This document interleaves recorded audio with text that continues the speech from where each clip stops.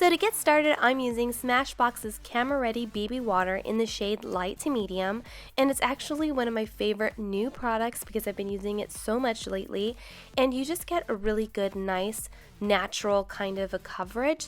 So expect light, but it is buildable, so you can add another layer, and it could be medium, but I love it, and I'm just applying it with my Moist Beauty Blender. Then moving on to brightening up my face and doing some contouring, I'm going to start with NARS's Creamy Radiant Concealer, or I think it's like Radiant Creamy Concealer in Custard. Super popular and I love it. It actually dries super fast, so you have to make sure you work with it like on the double. If it does dry out a little bit, I just suggest using a little bit of like a water spray like Fix Plus or maybe Smashbox's Photo Ready Primer Water, just to get it loosened up, and it just blends so much easier.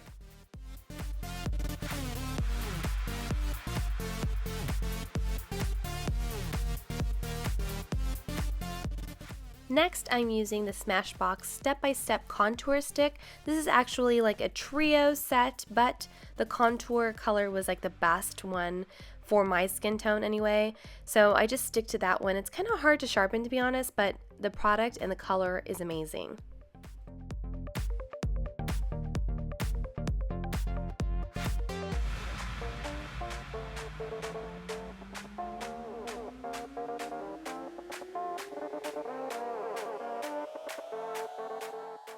So after you blend all three of those products, your foundation, highlight, and contour, you're going to move on to setting your makeup, and I'm using MAC Cosmetics Prep and Prime Transparent Powder.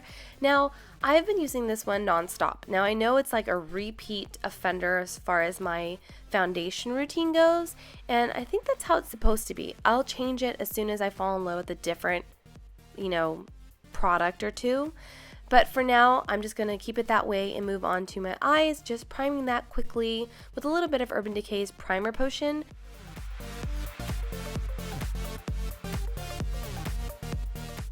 Next, I'm going to be filling in my eyebrows using Anastasia of Beverly Hills Dip Brow in Dark Brown.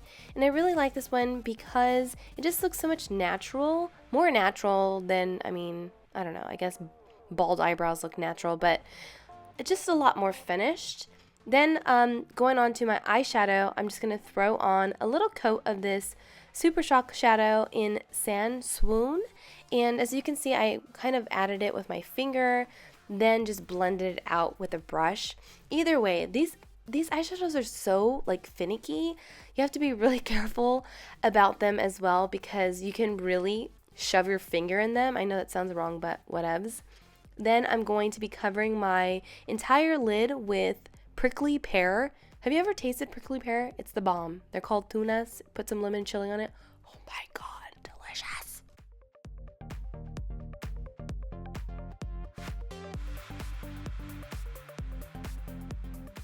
So after you get that blended out really well, you want to dust off your finishing powder, and that's just because I'm going to be working on the bottom lashes in just a second. But taking another Super Shock shadow from ColourPop, this one is called Hot Tamale. I'm just going to add that to the corners, the outer corners of my eyes with a really tight, short, tapered brush. And then I'm going to switch brushes and start to blend that out a little bit more. Now, the first brush was just to really concentrate the color. This one is to blend it out.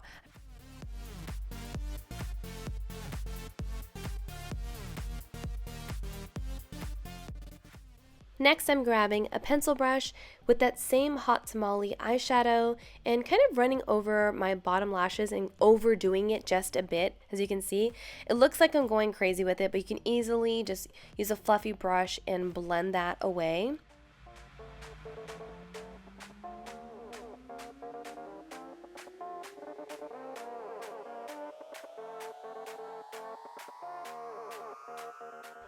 I know someone somewhere is going to be excited when I change my mascara because I've been using this one for way too long now, but I love it.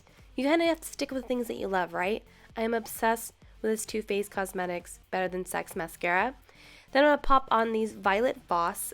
Girls just want to have fun lashes. If you're feeling like you have deja vu right now, it's probably because you've watched my recent tutorials and I've worn these off and on camera about 8 times. I absolutely love them. And I think about 8 times is where it's cut off. Like the last time I wore them, I had to just like switch them out because they were just too much. I think it's because of the buildup of the mascara. But they had a really good run and I absolutely love them and I have to get some more.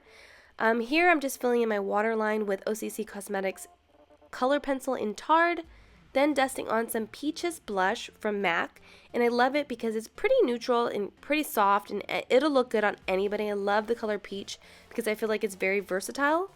Then dusting on a little bit of this contoured color, and I think it's a medium shade from the LORAC palette. Then of course some highlight, and this is BECCA's Champagne Pop, and it's so popular right now and I'm so glad I got my hands on it because I know Sephora kept running out, but I'm glad I snagged it. Then a little bit of Subculture lip liner. It's one of my favorites, especially for overdrawing my lips. It's pretty close to my lip color, as you can see, so I can get away with it. Then on top of that is L'Oreal Paris' Eva's Nude Lipstick, and it's got a little bit of shimmer to it, so it helps with the illusion of bigger lips.